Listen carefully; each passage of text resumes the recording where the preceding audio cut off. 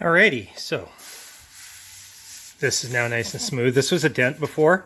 This hole was used to anchor lead. I managed to get it straightened.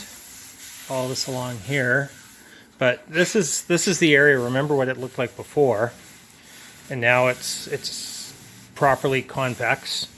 There's still some tears and little welds I have to do. The discoloration because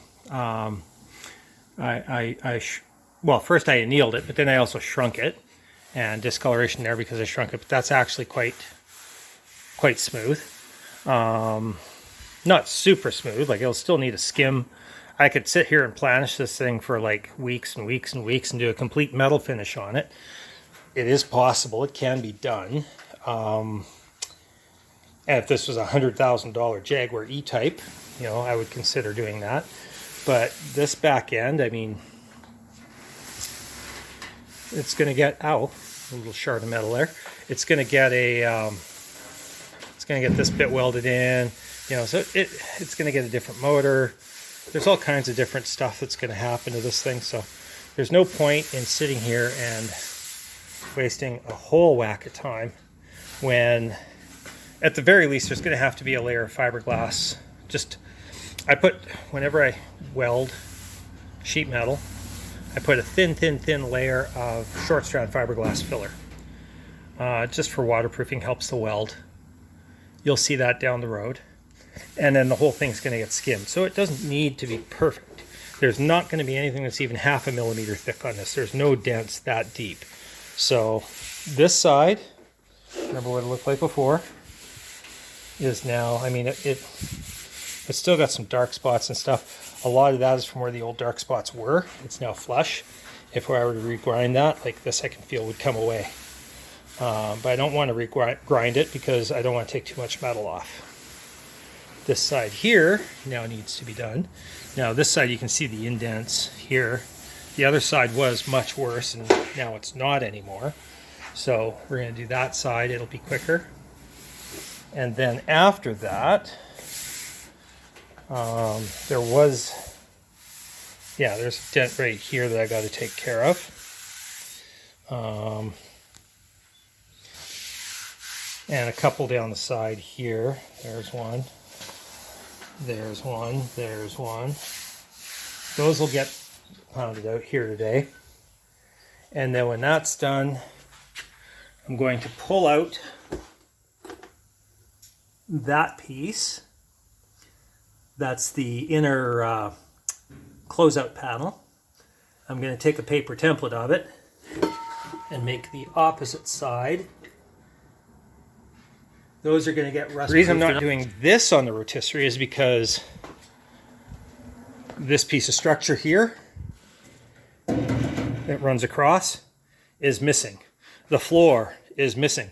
So if I put this thing on a rotisserie, I'm risking throwing the body out of alignment, and I don't want to do that. So I cut the floor out so I could get access in here. You saw that earlier. The floor may even stay out when it's on the rotisserie because I'm going to run bracing. This piece here is definitely got to be in, and then there's cross bracing going to go in. I'm going to do all the floors and the sills with it on the rotisserie because I'll have access to them.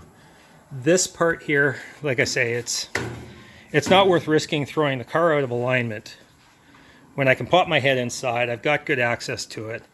It makes for a little bit of car yoga. Let's go with that. Yeah, it's car yoga. You know, everybody else has Pilates. I have Sprites. And yeah, hey, you know, whatever exercise, right? Whatever I can do. So we're going to continue on with this. As I said, this side's good. This bit that got cut out of here, that was previously damaged or cut, I'm going to use that sheet metal for here and here and the other side as well. I don't know if I can do the other side with it, because just for here volume amount needed, but I'll use what I can. by using the old metal that came off of the car, I know it's the right thickness. I know it's the right alloy, for lack of a better term. It'll weld together because it used to be together. So, plus it'll save me, you know, how many $100s in buying sheet metal. So that's always good too. Saving money, yay. Hoping that in the next few days my paint order arrives and I'll be able to put a coat of epoxy on this. I tend to like to put a coat of epoxy and then a skim coat of filler. At Collision Shop you would just go straight to the filler on the metal. I've seen it done both ways. Neither one's really wrong. You cannot put filler over top of any other primer other than epoxy. It's not a stable enough substrate. Oh, this needs to get... That actually straightened out a lot just by straightening this out. I don't know if you noticed that, but there's still a little bit to do there.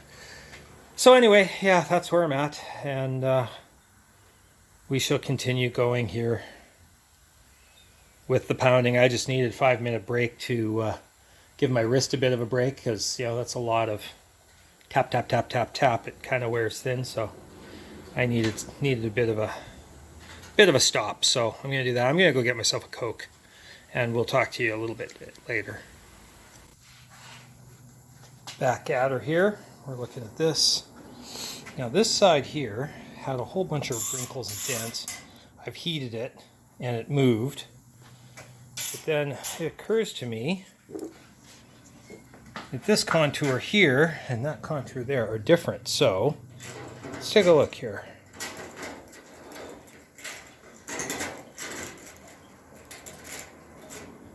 Okay.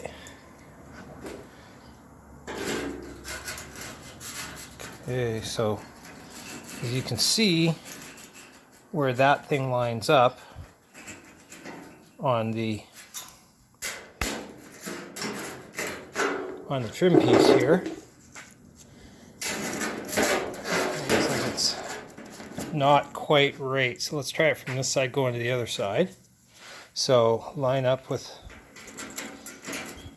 top of the trim. Okay, there's our shape, and go on top of the trim. Look at how much deeper it is on this side. It's a lot deeper. It's not even that shallow till way up there. So what I need to do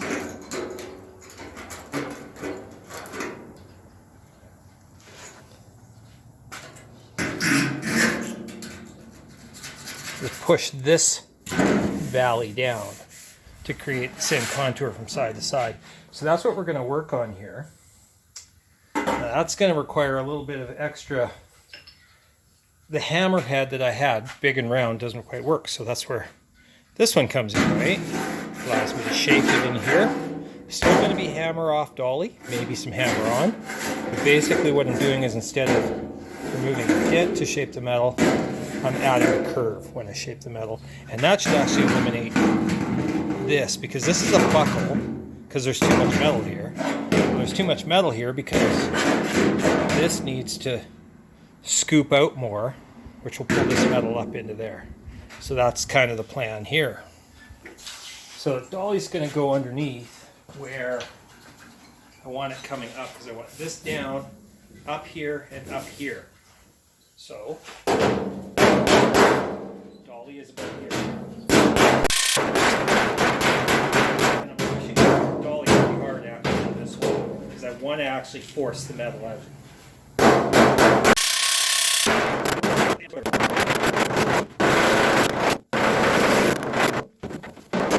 little dent there, so I'm coming at it from the other side.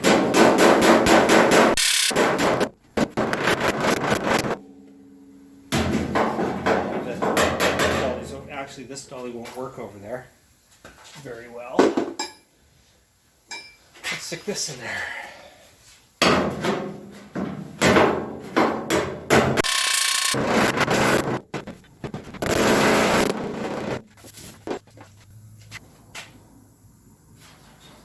Definitely getting better. You can see it getting better. So a little deeper here, a little shallower here. So I'm in the right right ballpark, you can tell I'm moving in the right direction. And it's amazing how quick it actually happens. Let's start pounding again.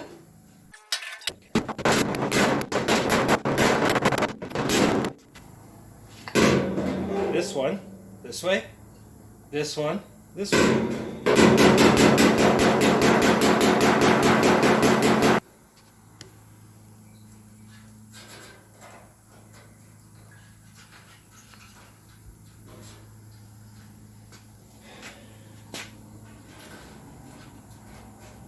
Well, that's a lot better, isn't it? Let's see what it is a little lower here.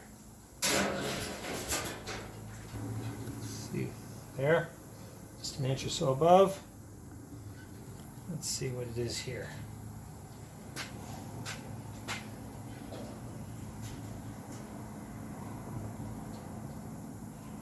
Okay, so this needs to actually come up here. It's too deep. So we'll work on getting that a little shallower now. And that actually fits with what I'm trying to do with this. Because this is still buckled, so if this comes shallower here, that'll help.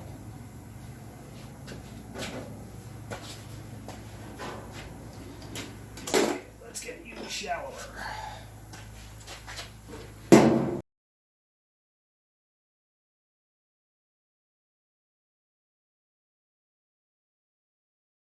Up again.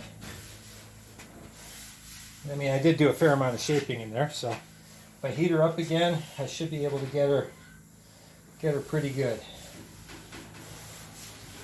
And then it's just, you know, a nice little planishing it, making it a little smoother. And this could use some planishing too, but again, I'm not going to go too stupid on that because, you know, why? Anyway, I'm going to get back to it here. You've watched enough pounding for a bit. Now, interestingly enough, I hardly had to do anything at all around the opening. Remember how warped it was before? That all got taken care of when I took care of this, because it was obviously not the original contour. So what I did, I measured it now in several places. And there we go. Like it's... And I've done that in 3 separate spots along here. I just used my hand as measurement, but I've got the contour right through here out all right. That I'm ready to start on this side now, which isn't nearly as bad as the other side. And also I've got a low spot right here. I run over it. I don't think that that's stretched metal. I think that that's this crease needs to go down and up, and that'll stretch in here. And that'll bring this back to flat. So that's going to actually be item 1. And then, yeah, I'll just keep coming across and do what I did. I'll work from the edges out, and this will all be flat. And it's time to call it a day. I got a football game coming on. But what did I come out at? I've been out here for a few hours anyway. I think about 5 total. And I got basically all the dents cleaned up, the back end straightened out, both fenders. Up there I got this recontoured. I ground off the discoloration from where I heated. That's actually just a simple wire wheel. And I got a start on removing the inner fender wells, but I didn't get that completed. But I'm feeling the effects of the recent surgery, so I'm calling it a day. I'm going to come back out tomorrow, and we'll see how far I get then. And yeah, we're just going to keep plodding along on the Heirloom Austin.